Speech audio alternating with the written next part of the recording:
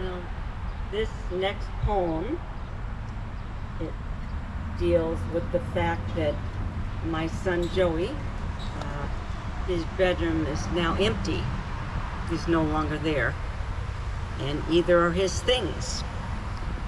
It's basically a spare room now. So the door is usually closed.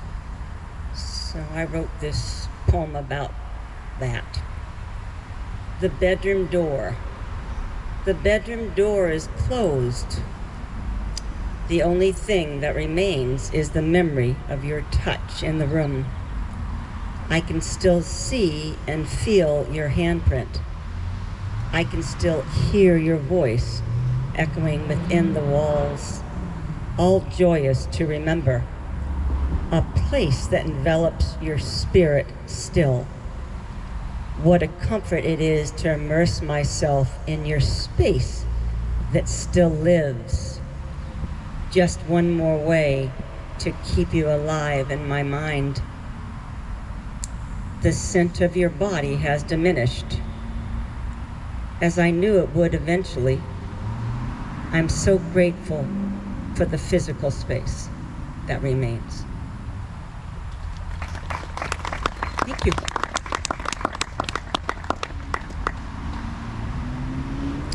This next poem is a nature poem and reflects my love of walking and immersing myself in nature. It's called Endless. Wisps of never-ending clouds circling over and over, patterns always different, a pathway to something beyond. Reflecting sunlight, creating a multitude of hues, nature's paintbrush with majestic strokes. Barometers telling of impending storms or whimsical weather, part of nature's bond with everything it touches. Lying in the meadow, gazing at fascinating artwork within the expanse of the sky. Never should all in nature be taken for granted, for Earth's delights deserve to be cherished. As we cherish and care, we also nurture. With this caring comes sustained growth and life. Thank you. This next poem, I was actually at Coe's Pond and walking, and I ended up sitting on a bench. And Joe said, "Why are you on your cell phone right now?" And I said, "I'm writing a poem." So, okay, so this is the inspiration for this particular poem. It's called Falling Tears. Tears fall freely from my eyes again, making a pool as I gaze downward. I see my face reflected in them, a face filled with many emotions. I am finding peace and acceptance, immersed in the depth of the pool, intertwined with residual longing for a time that has passed. They are cleansing as they erupt, as they take away deep-seated feelings, showing an immense depth of love, a testament to an unending bond. A sense of healing emanates with the outpouring of this guttural expression. Another stepping stone bringing me over the river filled with great sadness. Thank you.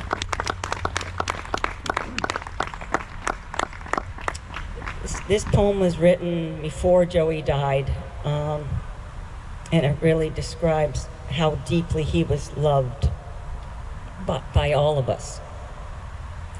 It's called Don't Cry for Me.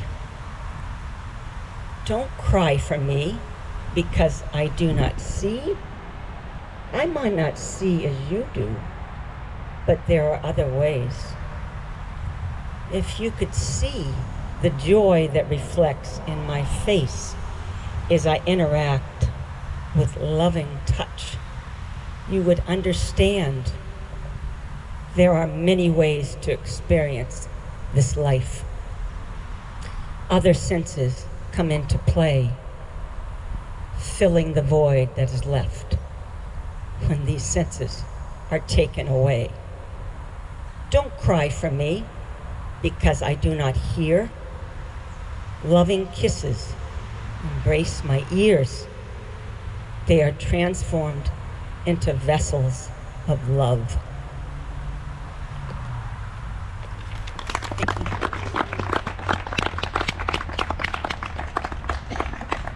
This poem, this was where I was in the grief process when I wrote this poem. I was actually at the point where I wasn't crying as much, so I wanted to express that. And it's called Unfallen Tears. Encircling the rim, yet not falling, unable to bear the pain that is felt as the tears fall. So I do not let them. Instead, I let them travel like a river to other places that stir memories of all those comforting moments. Memories that create a dam that stops the rim from overflowing. Healing as it dries itself, as a stronger power is at play. Passage of time guides the river, the ebb and flow of the cycle of grief. I will follow it and know that the end will lead to healing.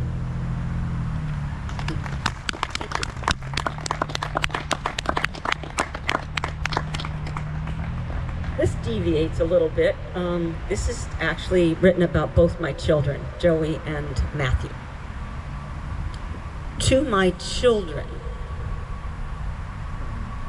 so different, yet so much the same in your need for love, compassion, and security. You appear so diverse as you present yourselves during your lives, one so contained within an inner world, and the other with such endless aptitude. Yet you both emanate a love for one another, as well as for your father and I. The challenges fade in relation to such love. I derive such heightened pleasure from the feel of your faces against mine. The role of mother is the most challenging that I have played. I pray that I meet this challenge with skill and caring. I truly love this elusive time in my life when you are both young. I only hope that the time does not pass too quickly. Each son will go down a different path, yet both to be admired. You are a part of the very fiber of my being, and I will hold you in my heart as long as I live. Woo.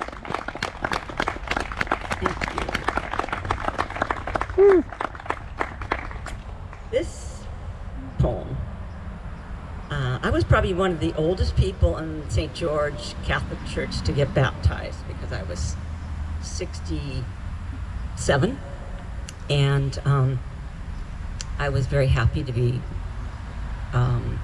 entering the church. So after I got baptized, I thought, how can I make it so I encompass Joey in that experience? So this is what came to my mind. It's called The Waters Intertwined. As the water pours over my face in a most meaningful ceremony, the ceremony that brings me closer to him also brings me closer to you. Cleansing waters that wash away my sins, wash away some of the grief that remains, never to be retrieved again. A true rebirth of mind, body, and spirit. I truly know the healing power, not just in words, but in actions. The transformation that I have been looking for takes me to the next level of peacefulness.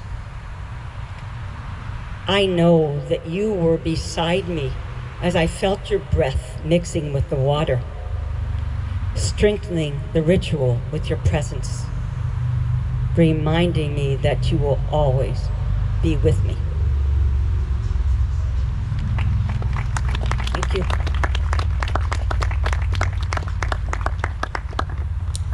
This is a poem about nature, and it was inspired by all the trips that I've taken to Newport, Rhode Island over the years, and loving being there. It's called Natural Force. Nature's force yields tumultuous waves as they rise and fall with boundless energy, taking with them earthly delights as they deposit them in an offering to the shore. As the waves lose their heightened energy, they recede, unveiling such treasures of the sea. Endless exploration results in marvels not readily seen, a vast ocean underworld exposed. The seamless line disguises the delineation between sky and ocean, presenting an endless expanse of different hues, complementing the wondrous connection as they are lost in one another. Nothing compares to the endless beauty exhibited at every line that intertwines.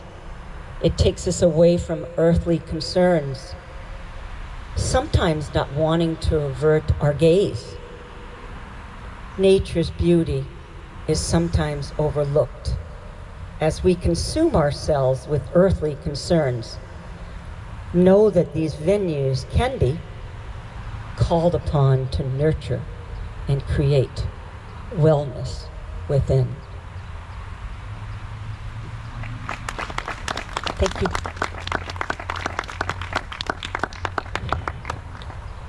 This next poem,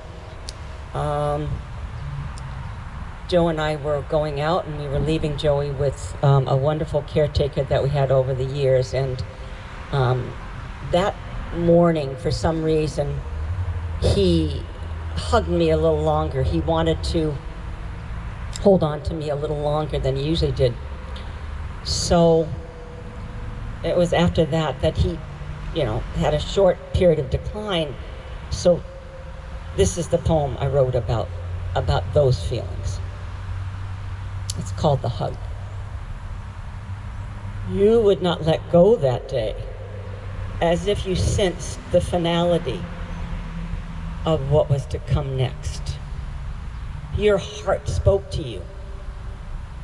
I wish I had never let you go, instead saying that I would return, never realizing that your premonition was foretelling the future.